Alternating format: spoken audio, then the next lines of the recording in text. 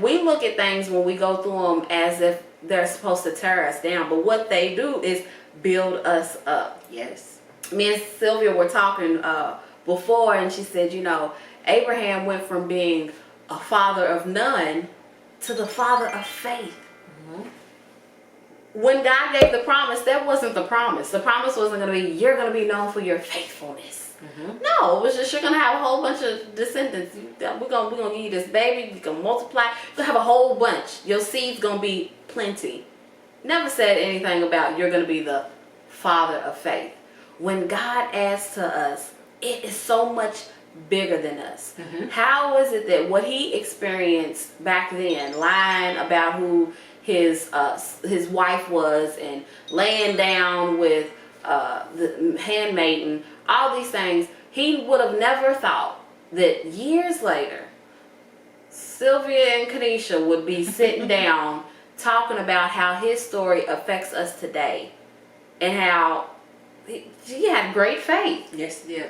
He just went through it. And even us now, we're just going through things.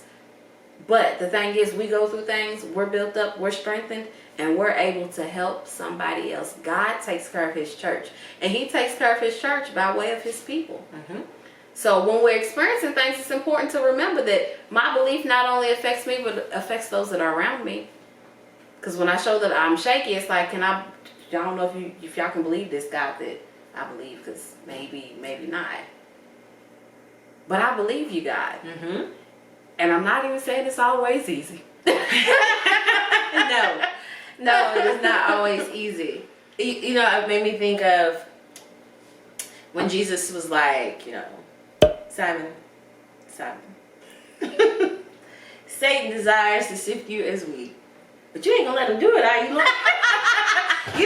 Like you read it thinking Jesus is like, I'm gonna protect you, I'm gonna cover you. No, when you converted, we have promises. He also told him,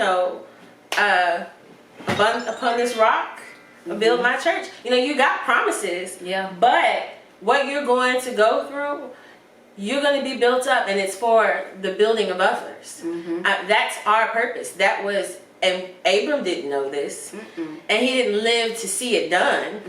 But that was his purpose. You were called because you were going to be a blessing to all the nations, and not literally all the nations. Oh, how y'all doing on YouTube? But thinking about it, not because you're gonna have like sheep and cattle and stuff like that, but you're coming to bring them something they don't even know they need. You don't even know you need. You don't know that's in your line. But when we get built up, those things come forth in us, and that just shows, one, the supreme knowledge and wisdom and power of God, but also that those things that we stumble at are those challenges we face when we get sifted. Sometimes we think we become disqualified and unworthy of our promise, but God made that promise to you knowing all about you, who you would be, what you would do, when you would do it, and the promise is your promise. Right.